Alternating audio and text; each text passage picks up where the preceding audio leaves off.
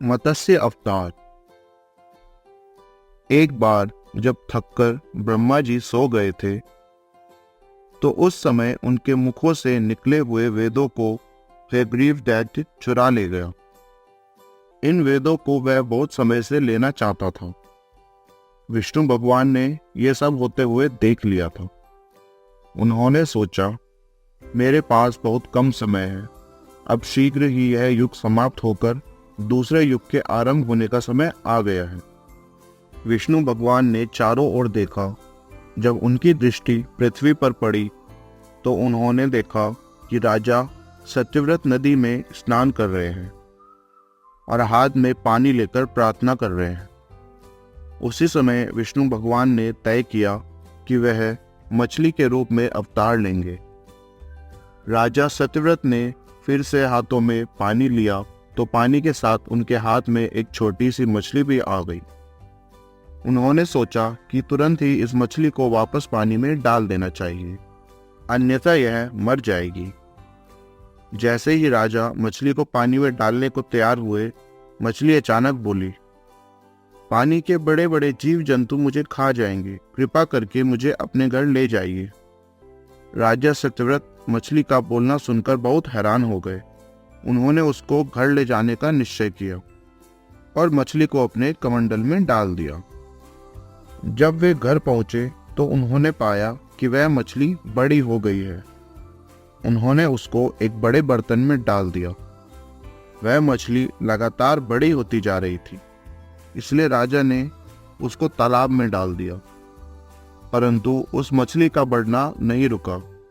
तब राजा ने सोचा कि यह कोई साधारण मछली नहीं हो सकती, यह भगवान का ही रूप होगी। अतः राजा ने पूछा, भगवान, आपने किस कारण से यह रूप धारण किया है? भगवान ने उत्तर दिया, आज से 7वें दिन सारी पृथ्वी में समुद्र और तालाबों का पानी भर जाएगा। चारों ओर पानी ही पानी हो जाएगा। प्रलय आ जाएगी, लेकिन तुम बच जाओगे। मेरी प्रेरणा से तुम्हारे पास एक बड़ी नाव आएगी। उसमें तुम सप्तऋषियों को, वासुकी नाग को, कुछ जानवरों और चिड़ियाओं को लेकर चढ़ जाना। इतना कहकर वह मछली यानी मत्स्य भगवान समुद्र के पानी में चले गए। वहां जाकर उन्होंने हयग्रीव राक्षस को खोजा और उसे मारकर उससे वेद छीनकर ब्रह्मा को वापस दे दिए। 7 दिन के बाद ऋषियों ने देखा कि एक नाव उनकी ओर आ रही है। वे सब नाव में चढ़ गए। फिर उन्होंने देखा कि एक बहुत बड़ी मछली उनकी ओर आ रही है, जिसके सिर पर एक सींग भी है। मछली ने कहा, वासुकी नाग को मेरे सींग से बांध दो और मैं तुमको दूसरे युग में ले जाऊंगी। इस प्रकार मत्स्य अवतार समाप्त हुआ और नाव में सवार सारे लोगों ने दूसरे युग में प्रवेश किया।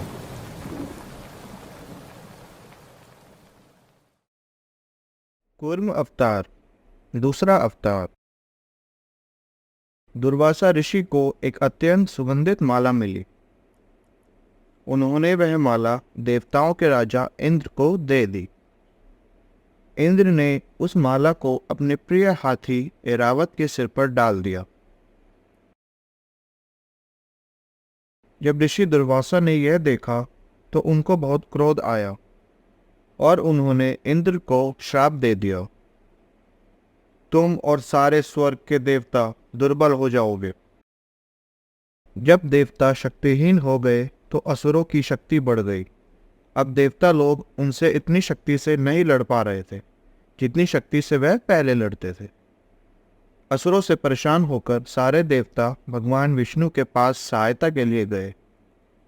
भगवान ने कहा, समुद्र मंथन करो, उसमें से अमृत निकालो, उसको पीकर तुम लोग फिर से शक्तिशाली हो जाओगे। देवताओं के राजा इंद्र ने पूछा, भगवान, इस काम में हमारी सहायता कौन करेगा? विष्णु भगवान ने कहा, असुर, और यदि उन्होंने अमृत पी लिया तो तीनों लोग बर्बाद हो जाएंगे। इंद्र ने कहा। देवताओं को आश्वासन देते हुए भगवान ने कहा, मैं वचन देता हूं कि अमृत की एक भी बूंद असुरों को नहीं मिलेगी। अब इंद्र असुरराज बाली से मिलने गए। जब इंद्र ने बाली से सहायता के लिए आग्रह किया तो बाली ने यह शर्त रखी कि यदि अमृत में से कुछ भाग उनको भी मिलेगा तो वह अवश्य सहायता करेंगे। इंद्र ने उनकी शर्त मान ली। उन लोगों ने मदरांचल पर्वत को लाकर उसकी मथानी बनाई। विष्णु भगवान की राय से वासुकी नाग की रस्सी बनाई। समुद्र मंथन शुरू हुआ। थोड़ी ही देर में देवता और असुरों ने देखा कि मदरांचल पर्वत के नीचे कोई आधार नहीं था। इस कारण वह नीचे समुद्र में डूबने लगा। तुरंत ही भगवान विष्णु ने कछुए का रूप धारण किया और पर्वत को अपनी पीठ पर ले लिया। इस प्रकार भगवान ने अमृत प्राप्त करने के लिए देवताओं और असुरों की सहायता की। कृष्ण और सुदामा गुरु संदीपन मुनि के शिष्य थे। उन दिनों शिष्य को गुरु के आश्रम में रहकर ही शिक्षा ग्रहण करनी पड़ती थी, इसलिए वे दोनों भी आश्रम में रहकर पढ़ते थे। दोनों में गहरी मित्रता थी। एक दिन गुरुजी ने उनको लकड़ियां लाने के लिए वन में भेजा। वन में लकड़ियां चुनते चुनते उन्हें बहुत देर हो गई। आकाश में बादल छा गए। थोड़ी देर में बिजली चमकने लगी। दोनों मित्र एक पेड़ के नीचे आ गए। वर्षा होने लगी।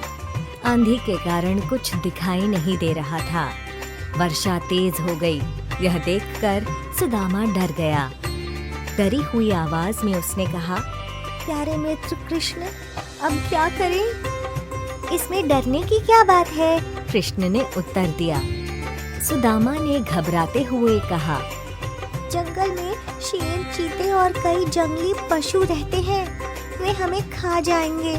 मुझे बहुत डर लग रहा है। कृष्ण ने मुस्कुराते हुए कहा, आओ, मेरे पीछे छिपकर बैठ जाओ। शेर आएगा तो मैं संभाल लूंगा।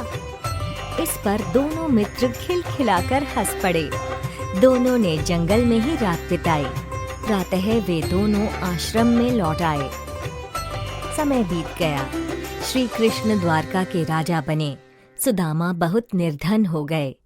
उनके पास कुछ नहीं था। एक दिन दरिद्रता से तंग आकर सुदामा की पत्नी ने कहा, आप सदा कहते आए हैं कि द्वारकाधीश श्री कृष्ण मेरे मित्र हैं। आप क्यों नहीं उनके पास जाते? पत्नी की बात मानकर सुदामा मित्र श्री कृष्ण के पास जाने की तैयारी करने लगे। उन्होंने पत्नी से कहा, अपने साथी के पास क्या खाली हाथ जाऊं? सुदामा की पत्नी दौड़ती हुई पड़ोसी के घर से कुछ तंदुल बांधकर भेंट के लिए ले आई।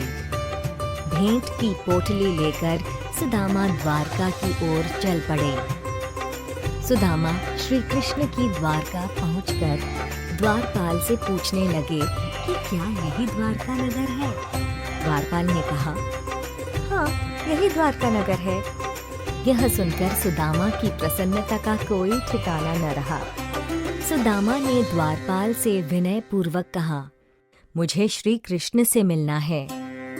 द्वारपाल सुदामा की दीनहीन अवस्था देख कहने लगा, आप कौन हैं? कहाँ से आए हैं? और आपको श्री कृष्ण से क्यों मिलना है? सुदामा ने कहा, मैं उनके बचपन का सखा हूँ। मेरा नाम सुदामा है। मैं वृंदापुरी से आया हूँ।